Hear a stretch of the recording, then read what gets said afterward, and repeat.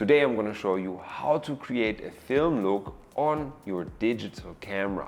We're going to make a lens mod that basically creates a vintage disposable camera with unlimited exposures that you can then mount on your digital camera.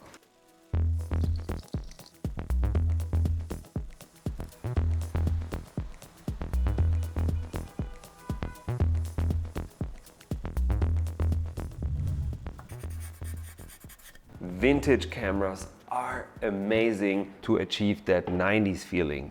The problem is, film photography has become crazy expensive and you only have a limited amount of shots available. Okay, so step number one, you buy a cheap disposable camera like a Kodak Fun Saver.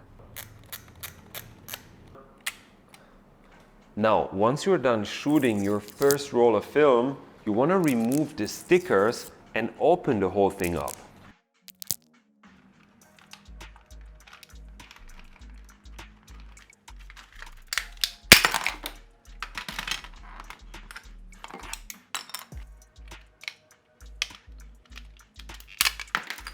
Now, on the front element, you want to remove the lens with a small screwdriver.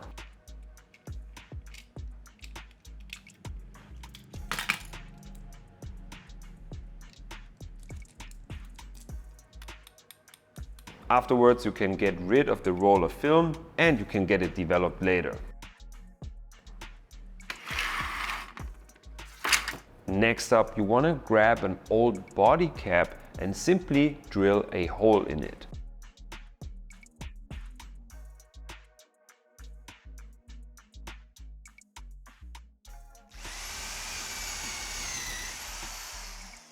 I'm using a special type of drill that I found on Amazon, and it has a particular shape that will extend the diameter of the hole the deeper you drill. So just keep on going slowly until you hit around 1.6 millimeters, which allows the Kodak lens to fit in nicely. Next, you want to clean up the excess area around the lens with a wire cutter.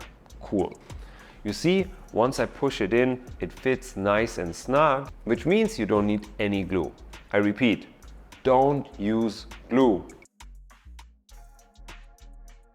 This is a camera sensor that is extremely vulnerable, so under no circumstance you want to put super glue only remotely close to it. Now, as you can see, the lens looks very misty and gives you an organic and real softness that no software plugin can replicate.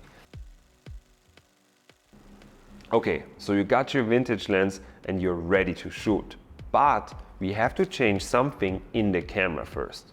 You see, digital cameras are extremely sharp. So in order to emulate the film look and make it look realistic, you want to go to your camera settings and decrease the contrast and the sharpness to the minimum level.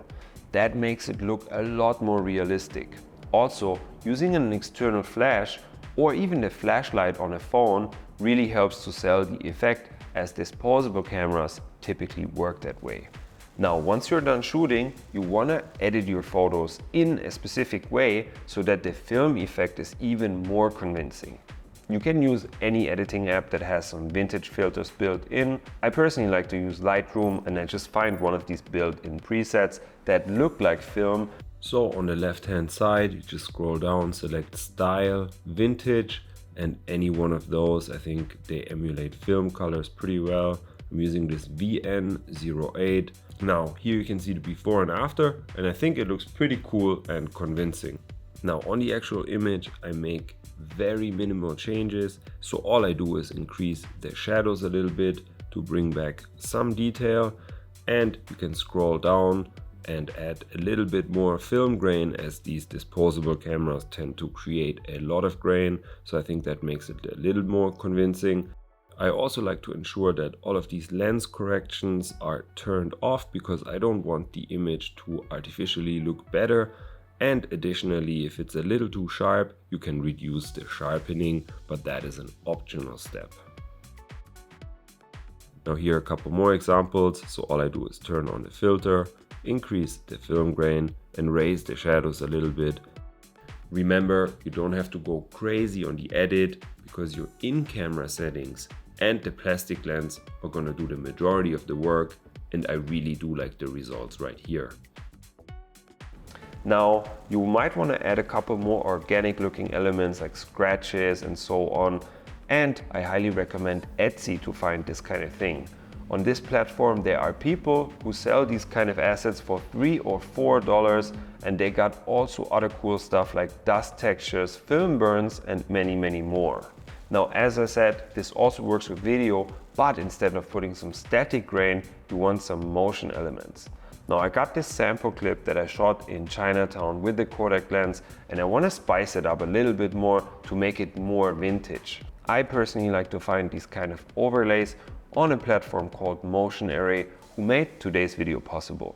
Now, obviously you can find the same type of files on other websites, but I personally really like Motion Array because they got thousands of editing assets under one super convenient umbrella, and their plans are extremely affordable. Now, in order to find these overlays, I simply have to go to the Motion Array website and I filter for footage and type in the word overlay. So basically we're looking for an abstract looking stock footage clip that will blend well with a source file. On the platform we can find all kinds of files, stuff like dirt, grain, some 8mm type film roll, and more digital looking noise like from a 90s camcorder or something like that. So you want to download a couple of those to test them out and then head into your editing software. You basically just throw the overlays on the second layer on top of your original clip and then just experiment a little bit with the blend modes. Very easy. If you want, you can also reduce the opacity to make it a bit more subtle and more organic. Cool. Now, the best thing is that Motion Array is a service that is very affordable. A plan with virtually unlimited downloads will cost you $29 per month.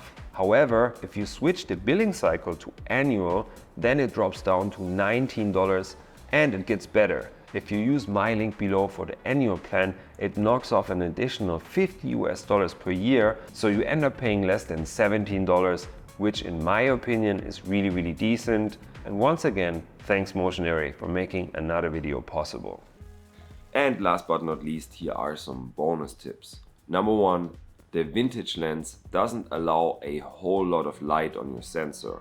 So on your camera, you want to crank up your ISO a little more than usual, because in this instance we also don't really care too much about the grain in the image.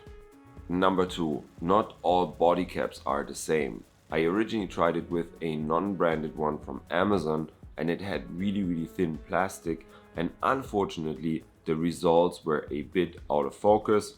So make sure to use a genuine one that you have like lying around, or at least a third-party one that has decent enough quality.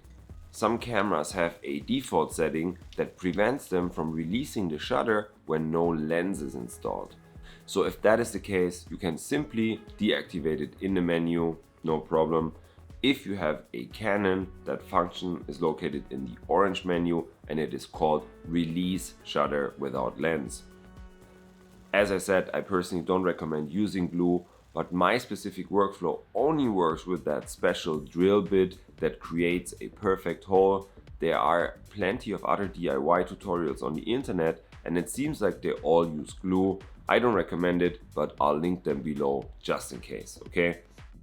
And last but not least, don't store your camera with the Kodak lens attached inside of your camera bag to avoid the front thing coming off potentially on accident, and then it might end up damaging your sensor. Instead, just take it off, attach the normal body cap and store it inside your camera bag like that. And if you go shooting, you put it back on, and all good and much safer this way. And that is it. Share it with someone who might find this useful. Plus, if you want, you can check out my other videos right here, and I'll catch you guys in one of the next ones.